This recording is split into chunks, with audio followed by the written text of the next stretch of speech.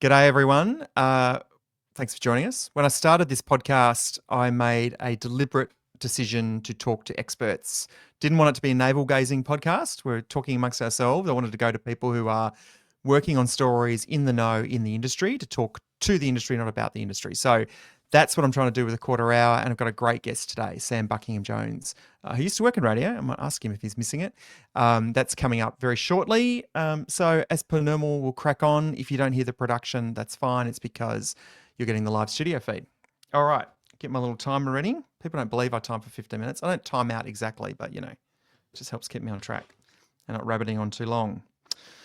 All right, we're ready to go. Here we go.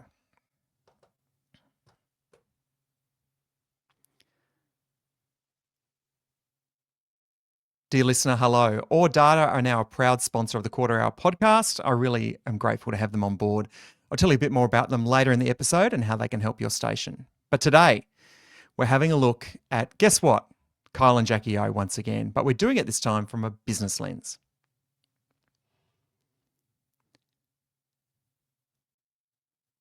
Sam Buckingham-Jones is the media and marketing reporter at the Australian Financial Review here in Australia. He's put a lot of work into a lot of great stories recently, including the ongoing saga that is Kyle and Jackie O. Sam, thanks for joining us. Thanks for having me, Wade. It's a privilege to be on your fine podcast. Thank you, mate. Are you missing working in radio? Radio was the first 5 years of my career. I worked with just about every host that 2GB has had. Or they had over that time. So, Ben Fordham, Ray Hadley, even Alan Jones. I worked with them all. I loved radio, like the immediacy of it, the feeling when you walk into the studio and there's two or three of you, and for 3 hours, you just have control of the airwaves. Like the rush you get from that can't be replicated. But I also I sort of wanted to learn how to create the news, not just figure out how to get it out there in the most entertaining way to listeners. And so that's sort of why I went upstream to print.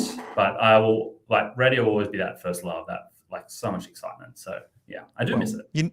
You never forget your first love, Sam, as we know. No. But hey, this isn't the Kyle and Jackie O show where we would go into more detail about your first love. This is actually about Kyle and Jackie O and the saga. I listened to a fascinating episode of The Fin, which is the Australian Financial Review, Review's podcast, which came out earlier this morning, in which you were interviewed about the story. And I think the business side of this is really important. I've got a couple of things I want to kind of ask you about that you mentioned. One quote immediately jumped out at me. You mentioned that ARN can't afford to pay out Kyle and Jackie O's contracts. What does that mean?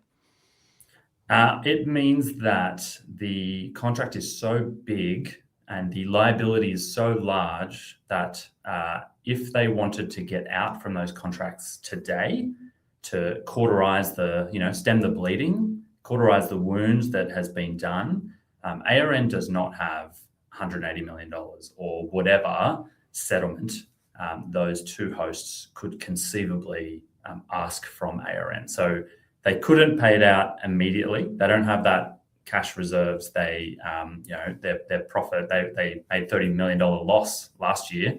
They don't have this sort of easy amount of money they can just pull out and pay them to go away.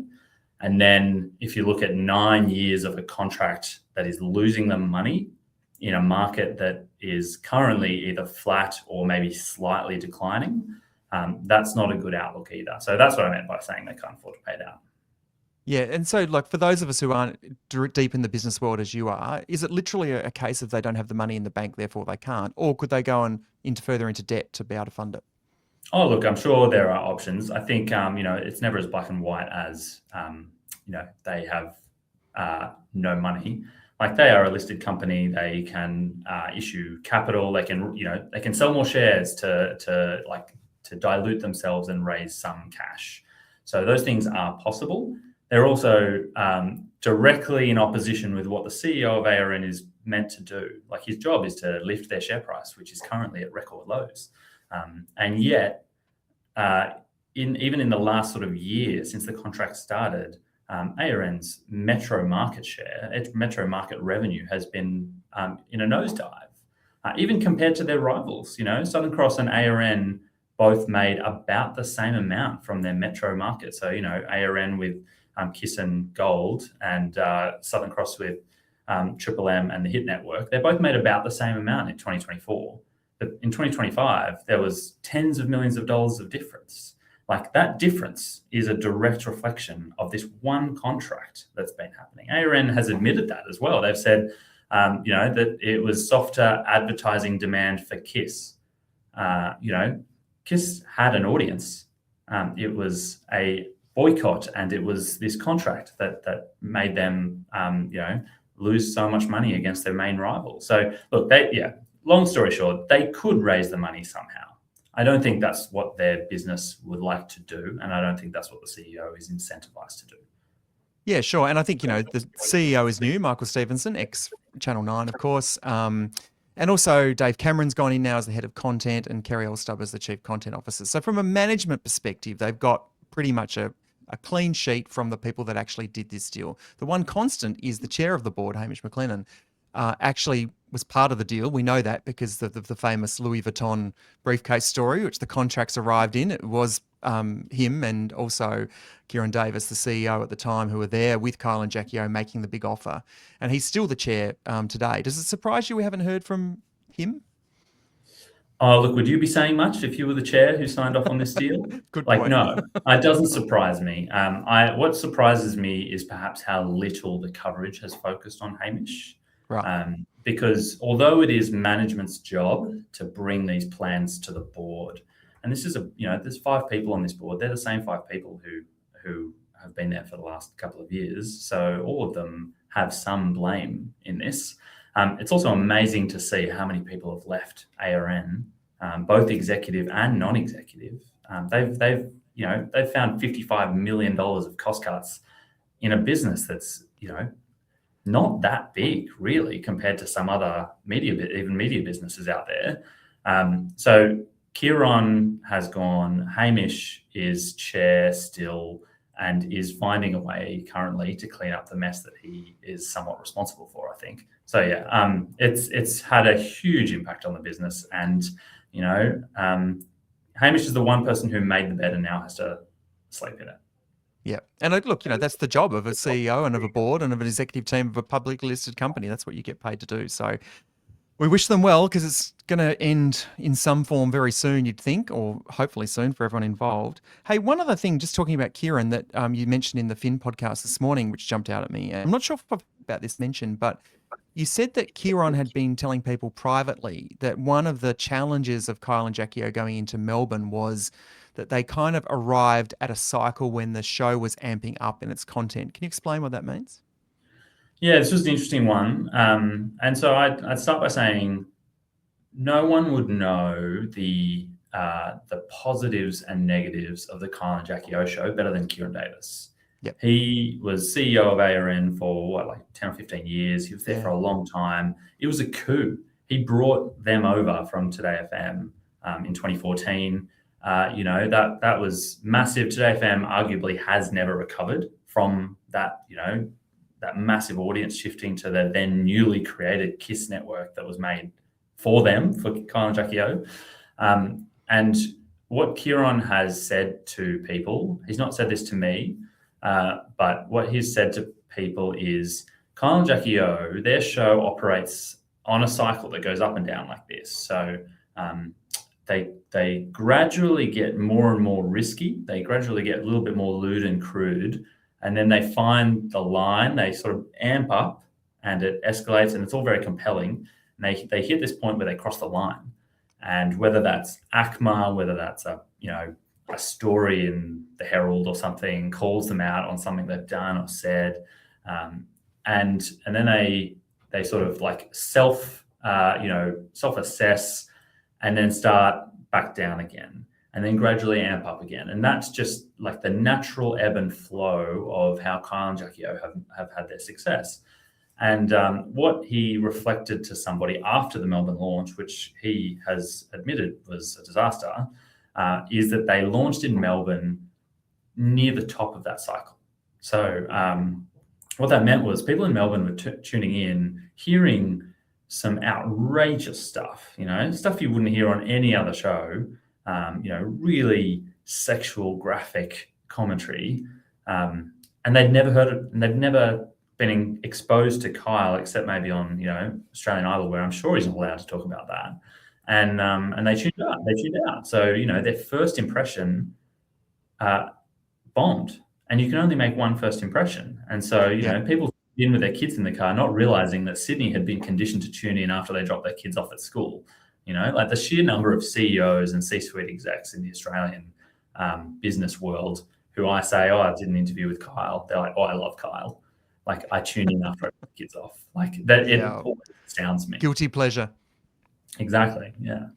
Yeah, it's fascinating because I think we all know that the Melbourne launch was, I think the exact quote was unmitigated disaster, which Kieran actually said to Kyle on stage in front of advertisers, which is interesting in itself. But I think the theory of the timing is an untold character in the story. So the timing, of course, the first timing mistake was the 7-week head start they gave Jason Lauren on Nova, which it doesn't come up in a lot in conversation, but I think is absolutely critical to the Melbourne launch story because they effectively got rid of Jason Lauren. Jason Lauren had the chance to sow the seeds of we'd been punted in the press. They got the public sentiment behind them, and they had a 7-week head start while ARN were sort of fiddling around and launching their studios in Sydney. So I don't consider that. That's a good point, actually. And then I think they put somebody in for Kiss whose sole job was to make it go down so it would look good for Colin Jackie O. I thought they put some sort of holding person in, I thought.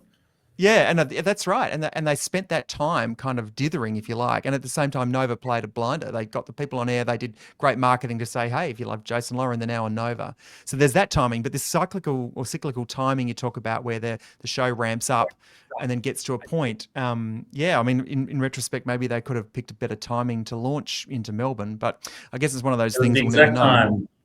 Would have been the exact time that the mad effing witches tuned in and heard this outrageous thing. So I think it drew all sorts of attention. And don't get me wrong, no one has played the outrageous comments to get organic publicity better than Kyle and Jackie O.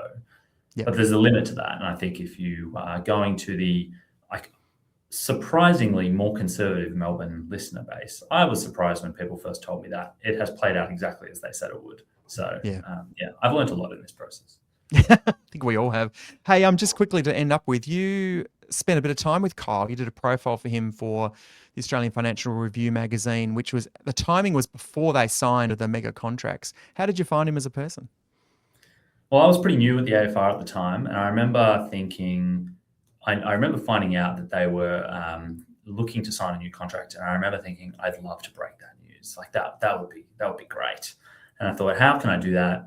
I will pitch to do a profile of Kyle. And my initial pitch was the business of Kyle. Kyle, you have all these different business interests. You have like a you have like a record label, you have all these different businesses. I'd love to learn about those. And I pretty quickly came to the realization that he doesn't really have anything to do with those. They're not really much of a factor in his net wealth.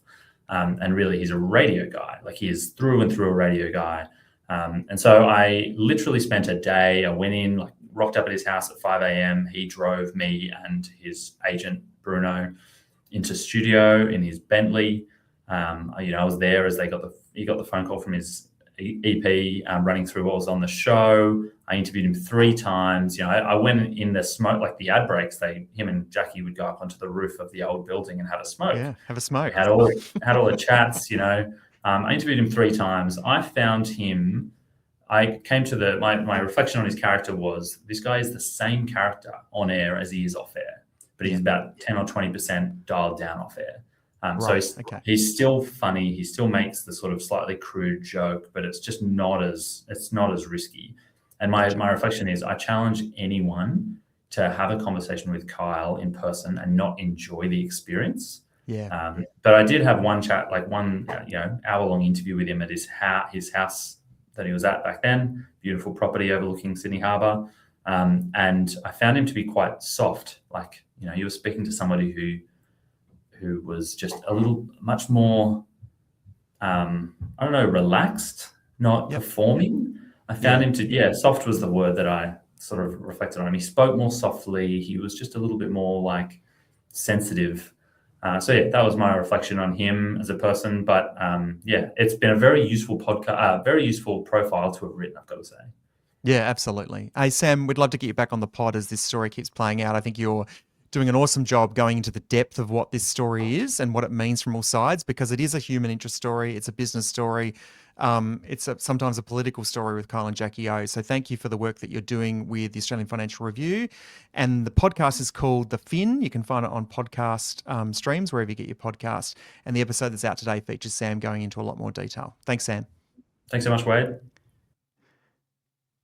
Okay, some quick liner notes to finish off with Audata. So Audata have come on as a tech partner, part of our tech stack here at the Quarter Hour. If you don't know what it is, look it up, audata.io, Audata. It's an operating system for modern media. So if you're running promotions, messaging with a community or an audience, if you want to get your engagement going with your fans, you can do it all in one place with Audata. Check it out, audata.io. I'm heading over to Radio Days Europe next week, doing quite a few things over there. I'm running a podcasting summit. I'm also interviewing Tony and Ryan on stage in front of a big crowd, so I'm looking forward to that. And I'm running a session on Have I Got Your Attention, which is all about how brands get attention in a very cluttered environment. So I'll give you some of the highlights of that when I'm back from there. But we do have a few more episodes to get out, believe it or not, before then. Tomorrow I'm talking to a lawyer, an actual lawyer, a real lawyer, who's going to break down what contract law means in the case of Kyle and Jackie O. And would you believe next week I've put in an interview request for Jackie? That's true. An interview request for Jackie, and I'll give you the answer on that before the weekend hits. But for now, dear listener, that's been the Quarter Hour. See you soon. Okay, see you everyone. I'm just going to end the recording and say goodbye to Sam.